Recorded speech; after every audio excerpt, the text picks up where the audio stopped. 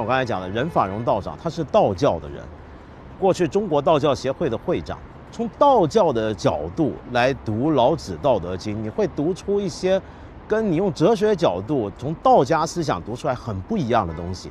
因此，我在这里呢，首先要跟大家强调，不要轻易的把道家跟道教混淆起来，他们是有关的，他们绝对有关，甚至很多部分是重叠的。但是在严格上面讲的时候，当成一个宗教跟一个思想流派，你还是可以把它们分得比较稍微清晰一点。尽管在中国传统里面，有时候宗教，这个概念很含糊。比如像儒家到底叫不叫教呢？你可以叫儒教，是不是？那么道教这个名词，我们先来解释道教这个名词。这个名词什么时候出现？其实它出现的很晚，是到了南北朝的时候，南朝的刘宋的顾欢，那已经是公元5世纪中期的时候，他把它确定下来的。他有一本后来影响力很大、引起了很多争论的书，叫《夷夏论》。那本书里面呢，有这么一句话，他说：“佛教文而博，道教直而精。”这是历史上第一次，我们今天所知道的道教这个字第一次出现。你想想看，这句话里面他们的意思是什么？道教这个词儿啊，第一次出现，它就是跟佛教对举的、比照的。也就是说，那个时候佛教早就进来了。我们知道佛教在汉朝的时候就已经来到中国，而那个时候我们今天所知道的道教其实还不存在。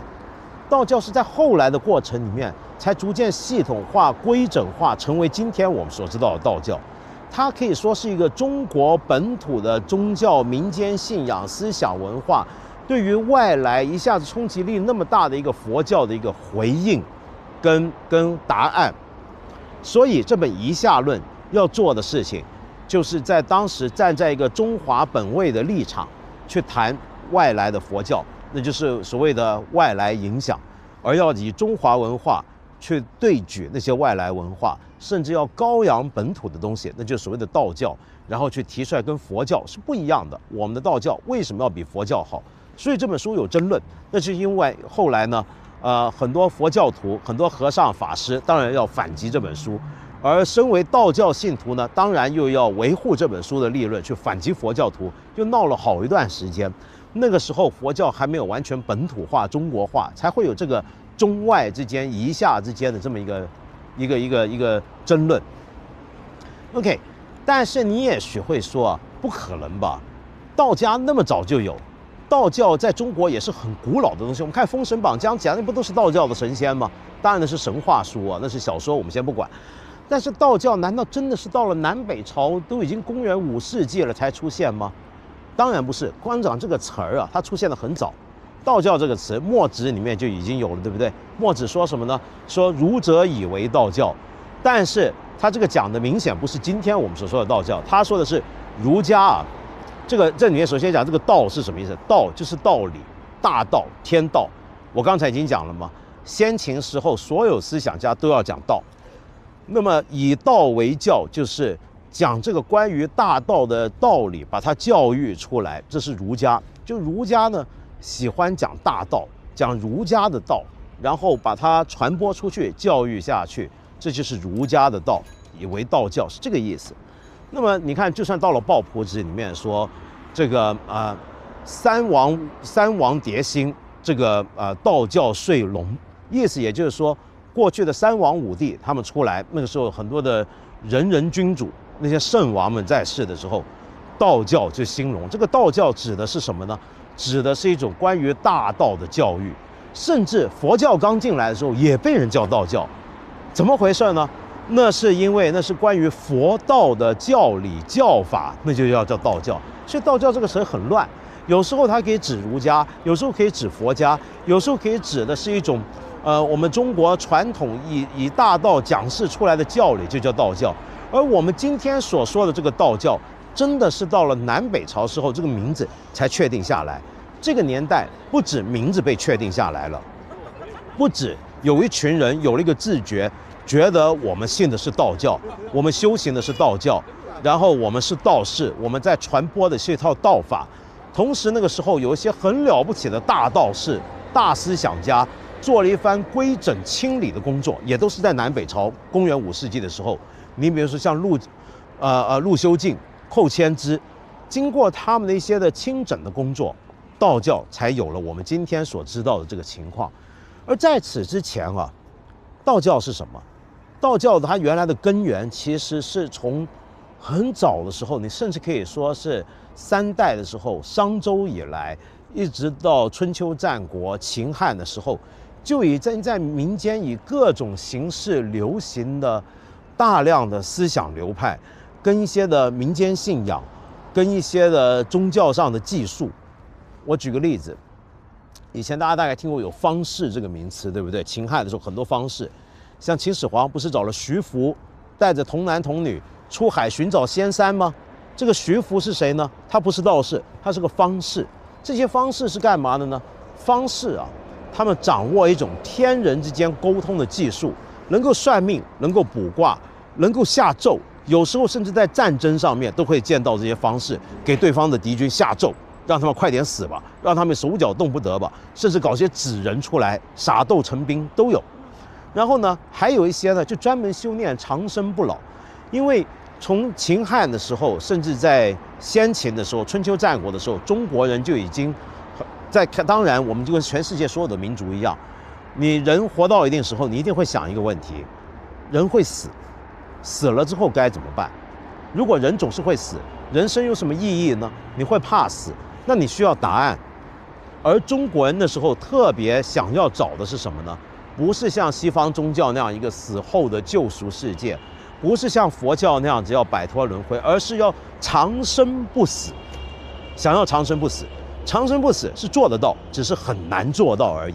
而方士们就拥有这种让人长生不死的技术，或者是能够念出让人长生不死的丹药。那么在此之前呢，就像我刚才讲的啊，道家跟道教在这时候也是有些互相重叠的地方。道家思想里面呢，各个不同流派的道家思想里面，他们都喜欢讲天道，是不是？那么对于天道，我们该怎么掌握呢？中国人很早就对一些数字很着迷。我们今天喊口号，不是还喜欢把所有的要点让大家记住的分成3项，在3项怎么样，5大怎么样，8大如何这类的口号吗？其实中国人对数字有一种特别的执着。在最早中国人，我们的先祖他们关心天道的时候，就发现这个道啊是可以把它数字化的。你比如说1这个数字就很重要，因为这个1代表的是什么呢？是唯一、绝对和神圣。而1之后重要的数字是什么？那就是2。2是什么呢？那当然就是阴阳啊。阴阳呢又可以用在，就像我刚才讲，天道是能够用在人间万事万物上面，因此它能够指代的是日跟月的关系，它能够代表的是山跟水的关系，它能够代表的是南跟北的关系，它能够代表人间秩序里面的贵贱尊卑跟男女。再来有个数字也很重要，就是5了。5那当然就是五行，是不是？五行还不只是五行，还有5个方位，东西南北中啊。然后我们的五感、五声、五味，很多东西都能够用5去归纳。慢慢的就出现一套很神秘的数字化系统去归纳世间的东西，再从里面掌握一些数字跟数字间的关系，就能够做各种的算命了，做各种的推理了。那么掌握这种技术的人也都是那些方式，各种各样的民间信仰。而在这很多民间信仰之中呢，他们都跟道家的东西相互的混杂在一起，糅合在一起，有时候也会吸收了一些儒家的东西。后来佛教来之后，又吸收一些佛家的东西，终于到了南北朝的时候，这里面它逐渐的归纳起来，形成组织，有系统了。而在此之前呢，当然也有过，比如像五斗米道啊，你比如说像黄金啊，这些也都可以叫做道教的早期原始状态。但是只有到了南北朝，它总算系统化。这系统化出来的结果，那就是我们今天所知道的道教。最后我们要回答问题：为什么它叫道教？那就是因为他信仰的神呢，就是道。这个道，我们一开始是天地宇宙间的一套自然规律、自然法则，有点像我们现在物理学的种种的基本的定理一样。古代的人观察到这些道理之后，这些自然律则之后，觉得它能够应用在人间。再后来呢，思想家们像老子、庄子，就把它提炼为一套抽象的哲学原理、抽象的法则。但是到了这个时候，道进一步的神格化了，成为一种神。而所以，由于你崇拜的是天道、大道这种神，所以你叫道教。而在这个道教里面，它有没有一个教主呢？有的，那就是老子了。如果老子能够当教主，什么意思呢？那就表示他本身也神格化了。其实老子在更早的时候就已经逐步的神格化，像司马迁《史记》说老子活到160、200岁，你就觉得那像个神话人物了。到了汉朝的时候，已经有很多民间祭祀的是什么呢？包括老子在里头了。所以老子逐渐的慢慢神格化。但是到了魏晋南北朝的时候，终于老子被规定为不只是一个神格化的传说人物，而且还是整个宗教的开山立派的一个教主，就是老子了。而这个教主他本身是神，他传授出来的一套道理就是关于更高的神，大道是什么东西的这样的一个道理。而那样出来的结果就是《道德经》。我们今天讲了这么半天，是为了让大家搞清楚道家是什么，道教是什么，老子又是什么。接下来我们要谈的问题就是，如果我们不从哲学角度入手，我们从一个我们中国人都应该熟悉，但事实上很陌生的角度，那就是从一个道教的角度来读《道德经》的话，我们会读出一些什么样的东西呢？就像我刚才讲的，《道德经》的诠释，历代都有很多不同的诠释的方法。如果用一个最早期，使得老子逐步的宗教化的变得道教化的那个角度来读老子的话，我们会读到什么东西？我们下次跟大家接着谈。道教是我们中国人的宗教，但是我常常觉得道教恰恰是我们一般人最难搞清楚它的概念，它的教义跟它的神旨的一门宗教。为什么是这样子呢？那是因为经过尤其是明朝开始的儒释道三教合一运动之后，到现在夹杂着各种各样的民间信仰啊，我们许多中国人呢，比如说拜神、入庙烧香，其实不太在乎、不太计较，到底里面那个神他是个哪个教的神呢？管用就行了。我遇到问题，我想发财，我想求平安，我去烧去拜，那就是了，也不太管他到底是哪个教的神。那么，但是你要是仔细再追究起来，道教这个宗教，如果它真的是中国的传统的宗教的话，我们怎么能够不对它多一点点了解呢？那么，接着上一次我跟大家讲的，我说过，道教呢，作为一个有自觉意识的一个教团组织，具备了今天的这种形态的宗教，其实是到了南北朝的时候呢，才逐步稳定下来，才有了一个道教这样的一个概念。可是呢，这并不是说道教的一切都是从南北朝的时候才忽然公元4、5世纪的时候才忽然冒出来的，那不可能。道教背后的根源是相当的源远流长的。你比如说，我们讲，道教到底祭的是什么？主要拜祭的神是什么神呢？这个就牵涉到我们中国人最原始的一个信仰，那就是天。殷商的时候啊，人们就已经开始崇拜天。那个天呢，在那个时候呢，它还不具备一个非常人格化的一个感觉，它是一个比较抽象。当然，你也可以说有时候它人格化，但是它到底是一个朦朦胧胧的一个浑圆的天。殷商的人的这种天的观念、宗教的观念，我们今天也许已经不是太熟悉了，但是没关系，我就沿着这个天说下来。这个天呢，越发展到后来呢，它就开始越来越人格化，一个一个神就从天这个概念里面脱胎而出。换句话说，我们中国人后来拜的所有的神，尤其是道教的神，几乎都跟殷商所信仰的那个天呢是有一个关联的。那么，但是光是有这个还不足以构成道教。道教还不能缺的是什么呢？那就是修道之人、学道之人所要追求的一个目标。那个目标就是不死，长生不死。这种长生不死啊，其实在中国思想上是一个很奇特的转折点产生的。我们刚刚说到商朝，其实从商朝到西周的时候，你看当年的中国人，他们没有想说要不死，他们想的是什么呢？其实就跟世界上面很多的民族文化里面宗教一样，想的那个不死啊，是个灵魂的不死，就人的身体总会败亡，他们都知道，不可能傻的。但是他们追求的呢，是人死了之后，身体里面那个灵魂还可以长久的留存下去，到了另一个世界。可是，到了差不多春秋末战国的时候，中国出现了一套很奇特的想法，那个是什么呢？那就是真的，我们这个人的身体，这个人生是可以长生不死的。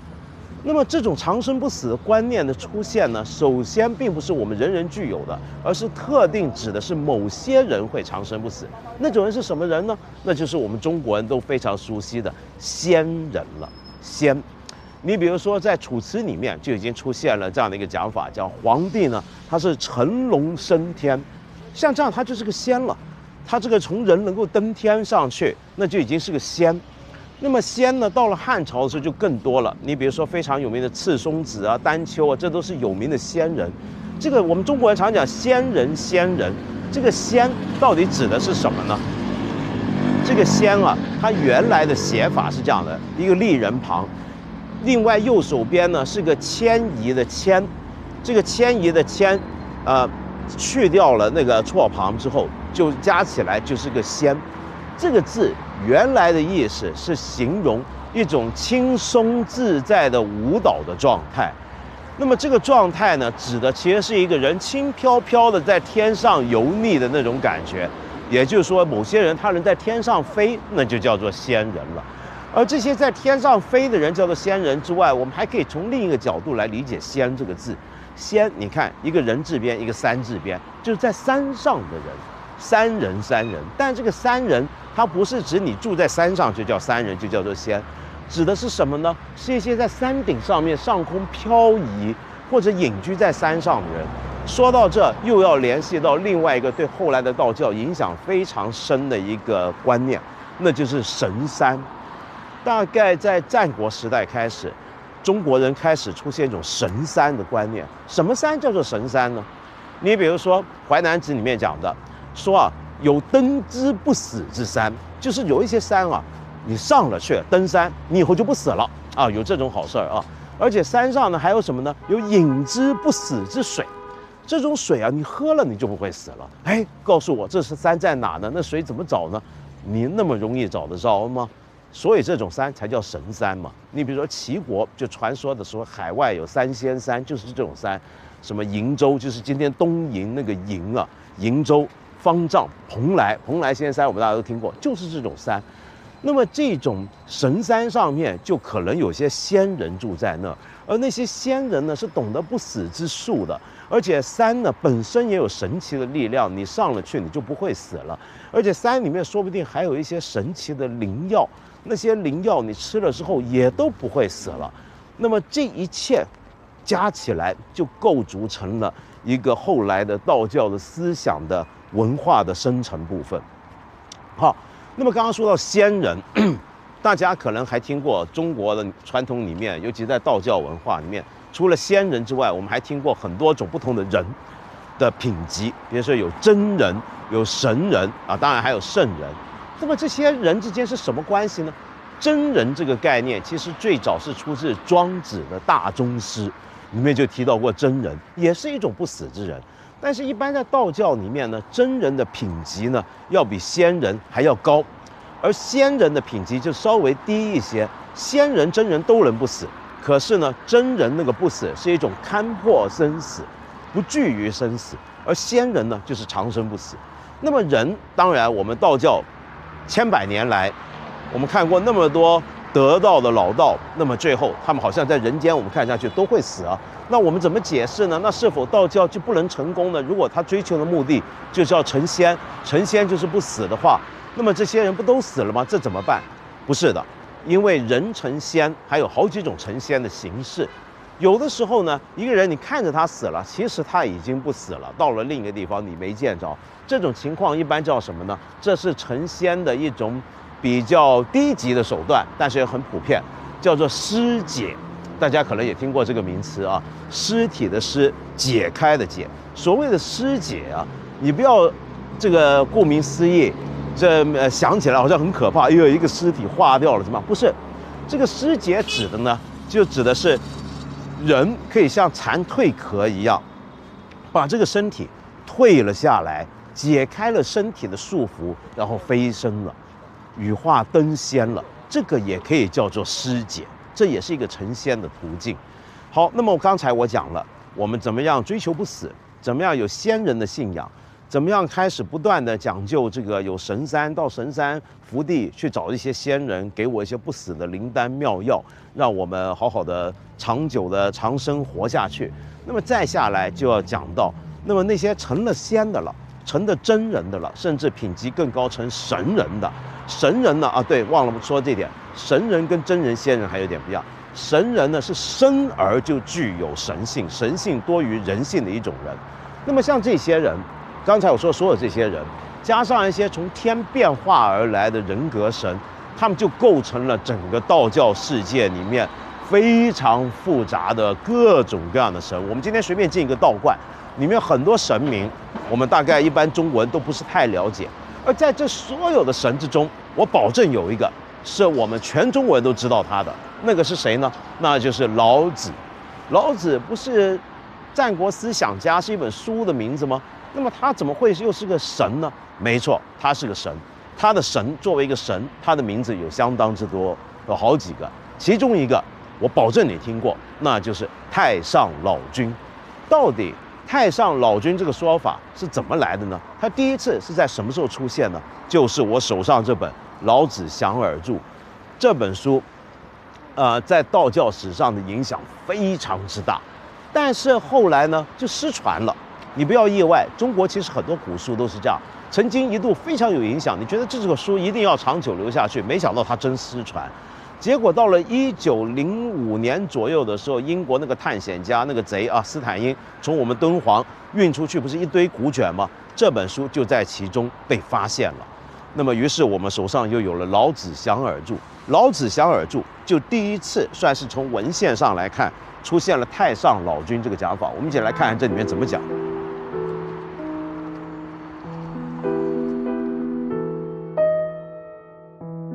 一者，道也。今在人生何许？守之云何？一不在人生也。诸复生者，悉世间常违纪，非真道也。一在天地外，入在天地间，但往来人生中耳。都皮里稀事，非独一处。一散行为器，具行为太上老君，常治昆仑。或言虚无，或言自然，或言无名，皆同一耳。在刚才那段话里面呢，其实老子详尔著呢做了一些很常见的，他对于当年的道教一些民间各种方道的批判。但是呢，更重要的是我们要谈的重点，这里面说到了老子，太上老君，正式把他叫太上老君了。就说他是什么呢？它其实就是气，就是道，它就是道，是一，一常常就代表着道嘛，就唯一的大道。这个道呢，这个气呢，它是会化的，一化开就是气，就散在各处，化生成世界上万事万物。它要是聚起来呢，聚起来就成了太上老君了。在这里面，老子他不是个人了，他简直就是个神，他还不只是个神，他根本就是道本身的体现。我们之前不是跟大家讲过吗？道教之所以叫做道教，那是因为他要教的是一个关于一套大道的教理，而这个道其实就是他崇拜的神。这个道就是因袭于殷朝、商朝以来的天的观念，他崇拜的是道，道就是神。而这个谁在负责告诉我们道的道理是什么？谁在跟我们解释、传授这些知识？那就是老子。所以老子是道教的教主，可是，在《老子详尔著》里面，他已经成为了一个神。《老子详尔著》是本什么样的书呢？正如很多以前的古籍一样，我们没人搞得懂它到底是谁写的。有人说是东汉末年的五斗米道里面的张陵，他的首领张陵写的；有人说是他的孙子张奴写的；也有人说是张陵述而口传，而张奴把它记下来，变成了这本《老子详尔注》。这个《老子详尔注》既然叫做注，想当然尔，那就是关于老子的一个注解，一个注书。那么记不记得我们之前讲过，老子这本书是一个很神奇的书。我们有无数的注解，是因为你发现各种路数去解它，好像都能够解出一番道理。而老子详尔注就是一个正儿八经的从道教的角度来讲老子这本书到底是本什么书的一个特殊的视角。那么在五斗米道那里呢，他们呢就特别的尊崇老子。其实，在东汉的时候，老子呢的地位呢是跟皇帝差不多，就我们轩辕皇帝那个皇帝，但是五斗米道就把他抬高到超越了皇帝的地位。主要理由，那当然就是因为有这么一本书《老子》这本书。然后呢，五斗米道呢就要他的所有的教徒们呢都要诵读，要学习老子5000文，他们叫做。这个老子5000文呢，我们今天觉得没错，老子这本书是5000个字，我们一般的中文的认知好像都是这样，其实不是。你仔细去看，老子的很多个版本啊，我们知道老子的几个不同的版本是跟注有关的。那些注解注书，它不只是注原来老子那本书，它在注的时候啊，有时会删节掉一些文字，改了原来那个文字，因此每一本注书就有他自己的一个老子的原来的文本。而根据老子详尔注注的这个老子呢，它就有5000个字。可是你看王弼，那就不止5000个字。和尚公注，严尊的指规这几本当时出名的注本呢，都不是只有5000个字那么少。那为什么在五斗米道这个道教的先祖之一那里，他们那么尊崇老子，那么强调要研究老子，偏要提出一个老子只有5000个字这个讲法呢？而的确，在他们的传说跟他们的开宗创派的这个宗师有关的这本《老子详尔注》里面的老子，的确是只有5000个字。这个原因呢，其实是个神秘的数字信仰。因为传说啊，老子当年西出函谷关，那么官令迎醒，那么就求老子，跟我们说几句话，留下一些东西吧。老子就说好，可以，我就留5000个字，不多不少，5000个字写出来刚刚好。这是个传说，但这个传说恰好也说明，你看这是个正整数，对不对？5000字就显得它神乎其神。那么当然了，这是一个有神话色彩的一个想法，使得他们注老子的时候就把老子删到只剩5000个字，所以叫老子5000文。好，那么再说回老子，那么他们这本书把老子定名为叫太上老君，五斗米道那。而五斗米道也是后来的天师道，一直沿袭下来，都很尊崇老子。但是老子的神话是有历史的，并不是只是到了这时候东汉末年五斗米道忽然一下把他拔高到叫做是太上老君的地步。之前老子啊就已经不像个正常人了。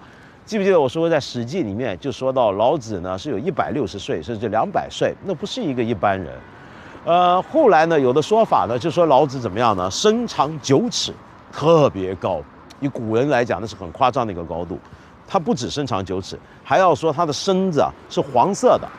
我们今天就说黄色那很正常嘛，我们中国人是黄种人，是不是？是黄人。但是我们要知道，在现代接触世界之前，中国人一直认为自己是白色，在没大规模接触白人之前。所以在那个年代，中国人都觉得自己是白色，忽然来了一个人黄的不像话，那是很奇特的。而老子呢，还要形容呢，以前在书里面形容他的嘴巴像鸟一样，他的脚底啊有8卦，你可以看到，这时候他已经不是一般人。而汉朝的时候呢，东汉的时候已经为他立祠，把他封成神。在中国诸子百家里面，只有老子是唯一一个被拔高到这种地步的一个个案。那么终于到了后来。到了五斗米道，再到后来的延续下去的天师道，道教成立之后，老子就成为太上老君，跟着他的地位就不断的上升。可是呢，正如所有的泛神论、多神教一样，中国的道教的神谱里面的神的关系是常常变化的。什么叫神谱？是这样的，多神宗教啊，跟一神教非常不同的地方在哪？一神教里面呢，你如果说是像天主教、基督教、伊斯兰教、犹太教，你的神是不会混乱的，因为你只有一个神嘛。但是任何一个宗教里面，只要有超过一个神，有的神，比如说像拜火教，它有2个神，但是问题是，如果超过2个神、3个神、4个神，有一堆神在的时候，问题就来了。首先你要知道，这些神彼此之间什么关系呢？这些神谁的力量强大，谁的地位更高呢？谁先有，谁后有呢？于是你就需要有神谱，去把它们排列组织起来。你比如说日本的神道教、印度教跟我们中国的道教都有这样的神谱，而这个神谱啊，在历史之中是排了又排，因为里面不同的神呢，随着时代的变化，人们信仰重点的转变，或者有些人后来新加入成为神。你比如说关公，不是后来也成了关圣帝君，也成了神吗？尤其在中国道教里面，很多死去的人都被我们尊奉成神，皇帝还可以不断的封。这个皇帝好像封人间的官一样，把神也一直封上去，这么一路封起来呢，最后这个神谱里面神的地位会常常变的。我们今天都熟悉的中国的小说《封神榜》，其实就是这么一个关于神谱、神之间的谱系关系，如何排定下来的一个传说故事，是不是？好，说回老子，老子地位非常高，他是教主，无可否认。可是呢，后来呢，到了第一个大规模排神谱的陶弘景啊，他排出来那个谱系里面了，老子的地位就下降了，因为在那个时候出现了另一个道教最高神，那就是元始天尊。可是还没完啊，老子后来又升回去了，特别是有三清信仰。今天我们中国道教大部分都是里面有三清像，其中一个就是老子，是不是？到了唐朝的时候更夸张。唐朝的时候就直接出现一个讲法，叫一气化三清。这三清怎么来呢？三清至尊是一气化出来，而这个一气是哪一气呢？谁是一气呢？那就是老子。所谓老子一气化三清，所以老子地位又拔高了。那为什么唐朝的时候老子地位又拔高呢？那当然是因为唐朝的皇帝都姓李，而根据传说老子本姓李，所以他们就要硬要认祖宗。我们的祖先呢就是老子。那么，所以这个老子的地位又抬高起来。可是自此之后，老子的地位一直很牢固。那么，当然后来还是有别的神在民间受欢迎的程度高过老子，比如说宋朝之后开始有的玉皇大帝。那么，但是自此之后，老子就位列仙班，从来没有离开过，永远都是道教的最高神旨之一。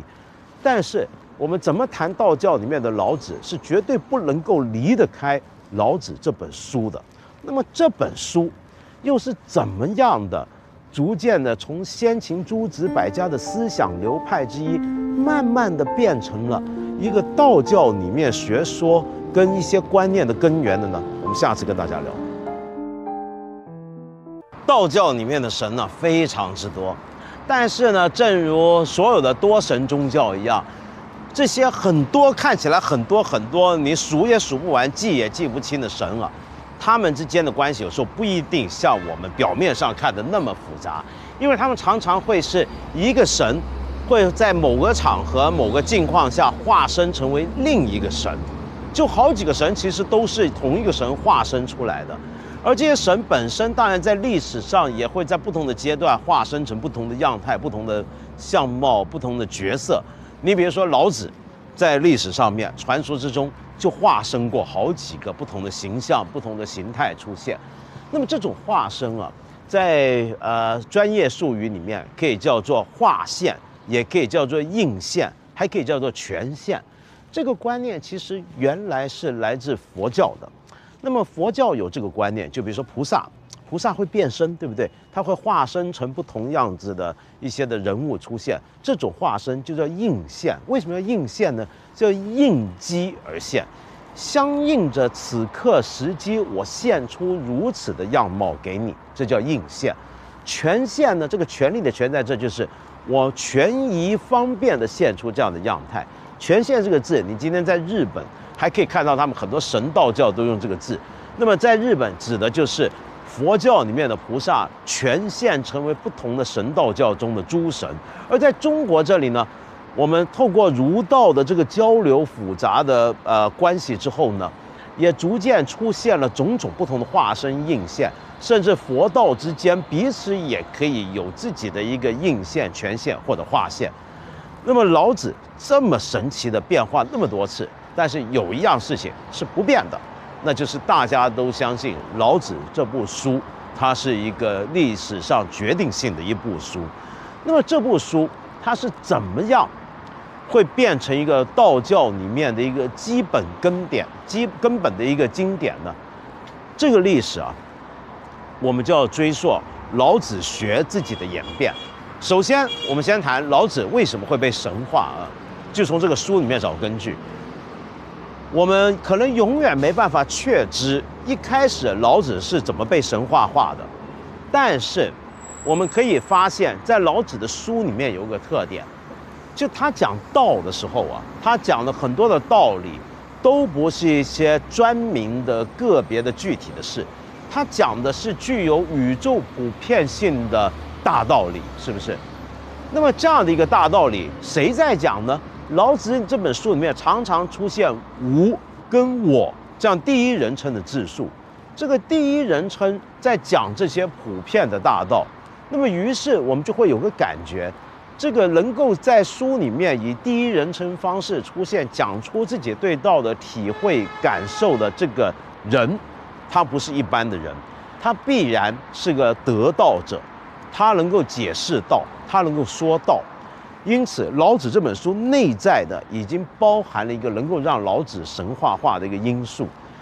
但是光是这样子还是不够的，因为老子这部书，或者说我们看到西汉初年说黄老之学，跟我们现在所知道的道教之间的关系还是很遥远。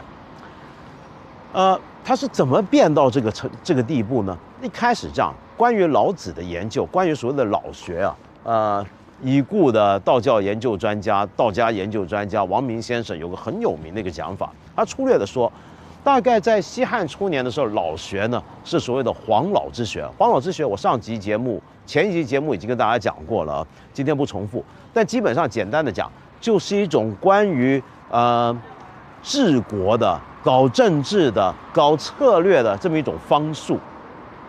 那么它基本的原则是讲为政要无为而治，但是底下其实有很多的种种的策略，这叫黄老之学。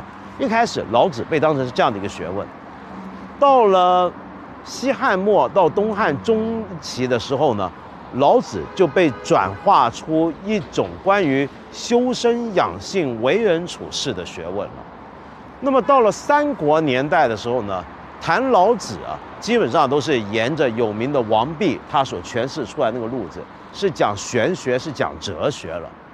所以老学在几百年间经过不同的重点强调时期，我们要关注的就是中间那个阶段，就东汉为主的那个阶段。在那个阶段，老子这部书被决定性的当成了一个关于养生的书来看，而且这个养生还不是一般的养生，这个养生不只是让你延年益寿，让你健康百岁，它甚至能够让你养到一个地步，是几近于要能够修仙成真的地步，至少它要保证你能够长生不死。那老子原来有这些元素吗？我们很难说没有，但是你也很难说老子这部书谈的就只是这些内容。但是无论如何，在东汉中期的时候就出现了这么一个潮流，而这个潮流就开启了后来整个道教的一个很重要的根源。我们在上一次节目里面跟大家说过，我们中国的老祖宗在战国时代开始相信有神仙，开始相信有不死这回事儿。到了汉朝的时候，我们一直都看到很多人怎么样想求不死的方法。秦始皇派人到海外仙山寻不死之药，汉武帝找人炼丹，想炼出不死之药，都想长生不死。长生不死这个东西啊，在那个年代是一种很特殊的东西，它是你必须要很有钱、很有权，才能够去追求长生不死。因为你要就算炼丹，别说用金，一般老百姓哪来那么多的金呢？你说要到海外求仙山，一般老百姓怎么样离乡背井去海外求仙山，或者往西到昆仑山呢？那都做不到。所以一般老百姓他做不到这个，但是我们所有人也都怕死，特别是在东汉中期到末期的时候，天下大乱，社会秩序很不稳定，我们都需要一个安定的一个心智，一个让人心安定下来的信仰，让我相信我也可以不死。那个东西是什么呢？就从对老子的解读讲长生之术开始，这个时候就出现了一个很关键的转移，终于使得秦汉的所有的方术变成了后来的道教，就是人可以不是再向神仙求药，不是到一个外在的地方，到一座山上去求一个不死的方子，而是怎么样呢？是透过我个人的努力修炼而达到不死的地步。当然这里面还包括很多不同的东西了，你比如说要有符咒啊，有时候要喝符水啊，要透过各种各样的忏悔来净化自己。但是无论如何，这些都是我们每个人做得到的事，而且是我们每个人可以努力获得的事情。那么这个就是从老子到道教之间的一个关键时期。那么说到老子这本书，怎么样从黄老治术一下子变成一个讲养生长寿之道呢？那么就必须要介绍我手上这本老子里面一个很经典的一个老子的注本，那就是和尚公注本。我们一起来读一读这一段啊，就是我们全中国人都知道的一句话，老子《道德经》的开头：“道可道，非常道；名可名，非常名。无名，天地之始。”这段话，和尚公注里面是怎么来注这几句话？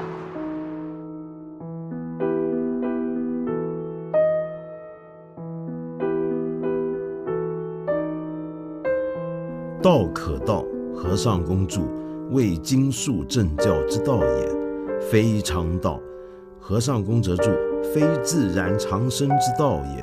常道当以无为养神，无事安民，寒光常辉，灭机逆端，不可称道。名可名，非常名。和尚公就说这是非自然常在之名也。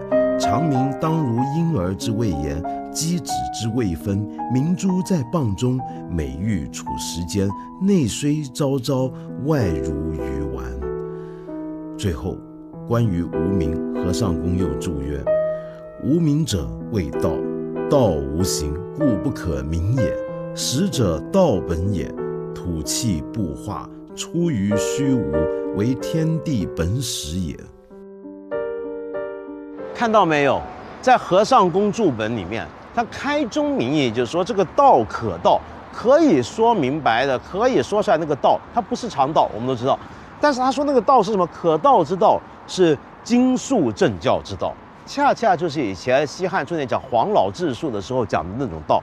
但是在和尚公注本这里，他说那个就根本就不叫常道，真正的常道是什么呢？他说啊，是一种要能够养神、安民、寒光常辉、灭机逆端，不可称道的道，这个才叫做道。那么从这里面你就可以看到，一开始和尚公注本就把老子整个做了一个很大的一个转向。他不是不再关心天下大事，不是不关心政治，他还要讲安民，还要讲养民，但是他同时更加强调的却是养生跟养神这样的一个想法啊。我在介绍之前，详细介绍之前，先给大家讲一讲和尚公注本又是怎么回事。上回跟大家讲过的是老子详尔注，老子详尔注是个正儿八经的一个道教版本的老子解读。和尚公本呢，则不是那么完全的有道教色彩，但是却被后来的道教认为是身为道中人不可不读的一部基本圣典。我们知道道教的所有经典编排在道藏里面，道藏里面呢有所谓的三洞四府七部之说，这部书就被安排在太玄部里面，是一部非常重要的圣典。那就是因为道教在这里面读到了一个使他们得以生发的一个源头之一。而和尚公注本为什么叫和尚公注本呢？也跟很多中国古书一样，它的名字呢的仔细来由是不可考的。有很多个说法。你比如说，我们知道在战国年代的时候，燕国有一个有名的军事家，一个将军叫乐毅，是不是？这个乐毅啊，就传说他的兵法、他的知识是谁传的呢？就是有这么一个人叫和尚丈人。和尚丈人，那这个和尚丈人是不是后来的和尚公呢？不知道。但是到了汉朝，反正就出现了这么一个传说中的人物，叫和尚公。他传授了一些的知识教典给汉文帝。那么，于是后来的人可能就托他的名义写了这部书。无论如何，回到刚才那段注文里面，然后呢，这里面就说到，他说名可名，非常名，就是说非自然常在之名也。让他是解释一个他接着提出来一个很重要的话：无名，天地之始。为什么一开始天地开头是没有名呢？无名是什么？他说无名者啊，其实就是道。道为什么没有名字呢？一开始宇宙初开那个大道，为什么没有名字呢？是这样的，道这个东西啊，是在天地之前，当世间什么都没有，是虚无的时候，就已经有道。而这个道啊，它是不具形体的，但是它又能够化身万事万物出来。从无到有之间，这个转换最重要的就是道。但是严格的讲，在这里面所包含的一种汉朝独有的一种我们叫做气化宇宙论的世界观里面，道并不是完全的从无中生有创造这个世界。所谓创造的过程不是无中生有，是由一个有再到有，由虚无下来之后就是由有到有了。怎么有出来呢？就是靠气。而这个气作为道的一个特征跟表现啊，它一开始呢是一个混元一体的，是没有形状的。由于它没有形状，所以它才没有名字。为什么说没有形状就没有名字呢？有形状的东西，你才能够仔细辨识出来。你比如说，这有一些树，上面有叶子，有树叶，有红墙，有建筑物，有路砖，这都是有形状。有形状的东西，你可以辨认，你可以指那是什么东西，一个一个东西独立出来。但是假如它没有形状，你就不可以辨识，不可以辨识就不可以指认，不可以指认我就无法一一命名。所以道一开始是没有名字的，这个我们都不难理解。好，那么再下来呢，就说到这个道的一个特点，说它什么呢？始者道本也，道是一开始就有的东西，它吐气不化，出于虚无，为天地本始也。OK， 这番话也相当重要。气这个字就出现了。汉朝人的宇宙观是认为世间万物都是由气来构成的。那么这就是一个典型的汉朝的想法，在读老子，就把这个道解释为是气，而这个气呢，出于虚无，慢慢构成这个世界。那么接下去，我们还可以在和尚公注本里面看到一些很重要的观念。这个气一开始，这个道一开始是一，是一生二，二是什么呢？那就是阴阳。二之后又怎么样呢？那就生三了。三是什么呢？就三种气。这是哪三种气呢？就是清，空气清新那个清，浊，还有和。这个清浊和分别代表的是什么呢？清这种气往上一飘，那就是天；浊往下一沉，那就是地。清浊两种气交叉中和，那就是人。所谓天地人三才就具备在这个观念里面了。所以让我们再重复一遍：一道生一啊，然后一生二呢，那就是阴阳两仪，两仪再画出三。有了天地人这三之后，怎么样呢？他们就互相交互的再生出世间我们所见到的万物。而在这个万物当中，世界上这么多东西，它们跟原来那个道是什么关系呢？那就是靠气来贯通其间。气是贯通世界上所有的事情，以至于道之间的一个桥梁。这个气，它既是构成了我们万事万物的一个基础，一个物质性的构成条件，同时也有它的规律性。这个规律是什么意思呢？是这样的，因为气本身啊，它是有一定的向量的。像我刚才讲清跟浊，清你就想起来是往上轻飞上去，浊是往下沉。由于这个气衍生到三气这个层次之后，它演化出具有不同的向量的一种趋势，因此它会一直的动下去。动下去的时候就是有规律的。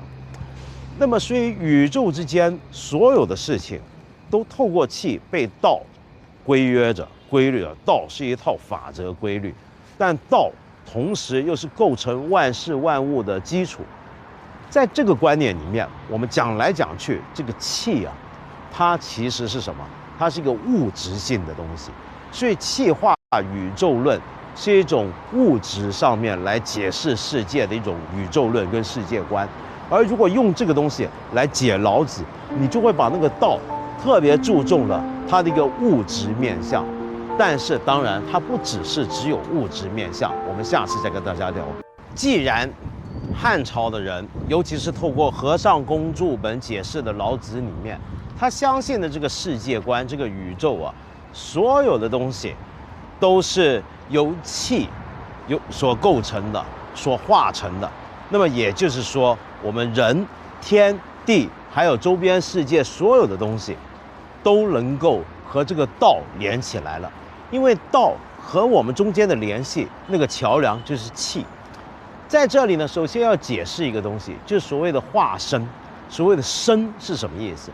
身在老子或者至少在和尚公所解释的这个老子里面呢，这个身呢，你不要用我们今天所理解的妈妈生孩子那样的身来理解，这可能是后来王弼会给我们这样的一个印象。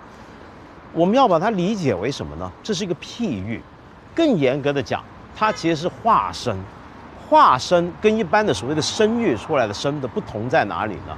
那就是这样的，比如说妈妈生了我们出来，妈妈就算跟我们再亲，我们到底是独立的两个人，我妈是我妈，我是我，对不对？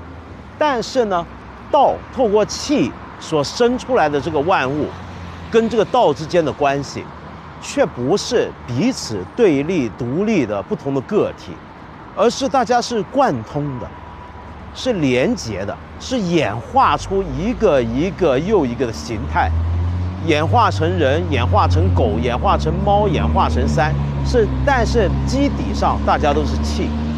但是即便都是气所化身而成，你又不能够说大家是一模一样，完全没有任何差别，跟道也因此统一起来没有差别，不是。为什么呢？因为这个气在化的过程之中有一层一层的层次。你比如说我们人，就是在这个气生一生二变了阴阳，然后再生清浊和，这第二层的气里面才有了人。所以我们人呢，离开最原始那个道啊，已经有点距离了。但是即便有点距离吧，但由于我们有气贯通，因此就保证了一个可能。这个可能是什么呢？就是复归性命。我们人是有办法透过沿着这个气的管道回到那个大道之中，与道合一的。这个就是道教里面很关注的一个归真这个思想的来源。所谓归真，回到道那里去，跟道合一。那么你回到那个大道，你当然也就已经早就不死了，是不是？那么这个事情是如何可能发生呢？我们怎么可能够，比如说人，我们现在每一个人透过我们的跟气的贯通，回到大道，复归性命，回到根本呢？那当然就需要一连串的修炼跟修持。那么这些修炼修持要用什么来进行呢？那么我们知道后来的道教当然有各种各样的修炼方法，使我们一步一步回到那个最根本的状态。但是这里面最重要的一个方法之一，就是透过我们的身体的控制，透过我们身体的特殊的一些的运作，来达到这个地步。道教跟佛教一个非常不同的地方在哪里呢？就是道教是很注重人的身体的，所以它注重健身、养生、长寿之道。佛教呢，不是完全不注重身体，因为你所有的修行都要以身体为工具，但是至少这个身体是空的，这个身体是空的东西，它是一个工具，我用完它不重要。但在道教这里，如果我要归真，我要透过气回到那个大道的话，我是需要好好的保护我这个身体，使身体柔软。比如说，我们可能有种种的方法，有所谓的导引术，有按摩，有服药。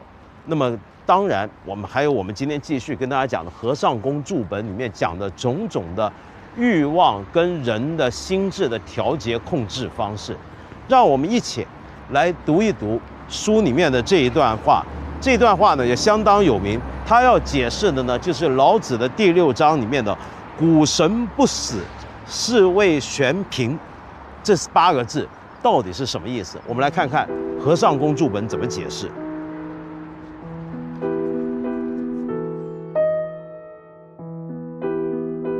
谷神不死，是谓玄平。和尚公注。谷，阳也，人养神则不死也。神为五脏之神也，肝藏魂，肺藏魄，心藏神，肾藏精，脾藏志。五脏尽伤，则五神去矣。言不死之有，在于玄平。玄，天也，于人为鼻；平，地也，于人为口。天时人以五气，以鼻入，藏于心。五气轻微，为精神聪明。阴生五性，其鬼曰魂。魂者雄也，主出入人鼻，与天通，故鼻为玄也。第10人以五味，从口入，藏于胃。五味浊乳，为形害骨血。血脉6情，其鬼曰魄。魄者齿也，主出入于口，与地通，故口为平也。在我们刚才读的这8个字啊，“谷神不死，是谓玄平”呢，原来都是用一些形象的比喻的方法呢，去说明道体贵虚的冲虚妙用。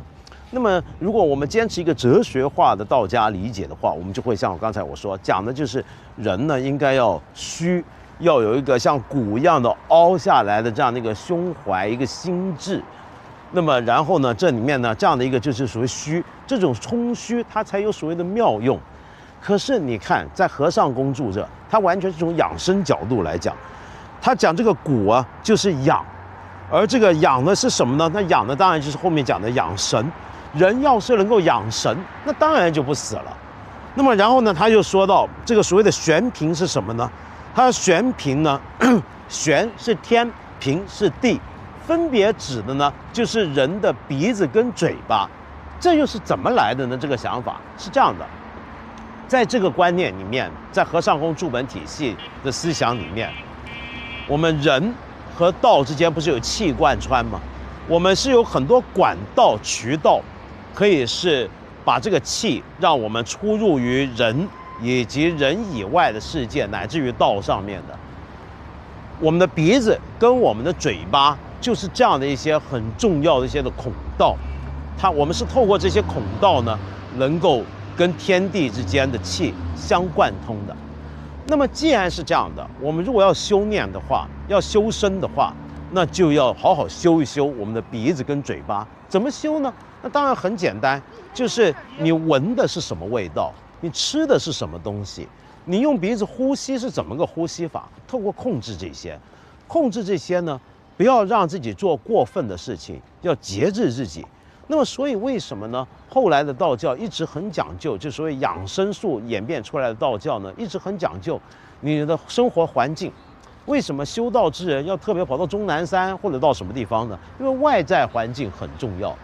一个修道之人呢，是需要呢这个外在环境使得自己的眼耳口鼻五官，尤其是鼻跟嘴呢，是特别不容易受到外在多余的东西干扰，于是才能够让你清净。那么这个时候你才能念的是什么呢？就是气。我们人如果要沿着气回归大道的话，那是要修念的。这个所谓的念气里面啊，这种念要念到什么地步呢？就是要让它精纯下来，质朴下来。因为我们身上的气呢，就已经比较混杂了，比较浊了，离开原始大道的那个浑然一体的浑圆的浩然的精气啊，离开很远。道的那个气是精之又精，纯之又纯，人不行。所以人要怎么办？要把自己的气念精。我们中国人不是现在还有口头禅讲精气神、精气神吗？其实呢，按照他们的关系，你应该倒过来讲，是气精神。我们念气就是为了要念到精的地步，而这个精指的就是气的精华，它的纯度很高。那么当你念得很精的时候，你就能够怎么样呢？达到神了。换句话说，这个精呢是下一个阶段神的一个前导。而这个所谓的精啊，还有另一个意义，这个意义呢就是专一。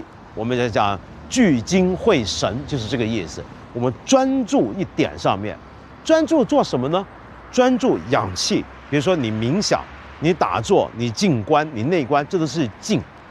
静有什么效果呢？管子里面就说了，我们由静入精，精之后怎么样呢？则读，读之后又怎么样？则明，明又怎么样呢？明呢，明就神矣，就神了。这个神指的又是什么呢？神我们可以把它理解为一种特殊的精神状态，一种精到极处可以达至的一种精神状态，那个叫做神。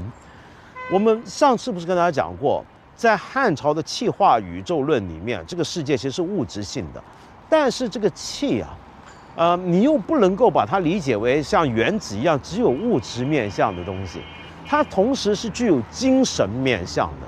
我们是能够在修炼的时候，不只是修这个身体，而且是要透过修身体达到修精神、修心灵。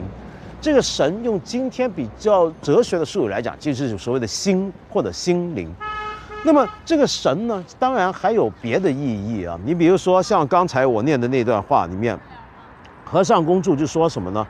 就说到啊，这个人能够养神就不死。那个神在哪呢？他说神是什么呢？神是五脏之神。哪五脏呢？就是中文传统中医药或者中国的传统学问里面讲的五脏，指的就是肝、肺、心、肾、脾，这叫五脏。而这五脏5个内脏器官里面分别有5个神。那哪5个神呢？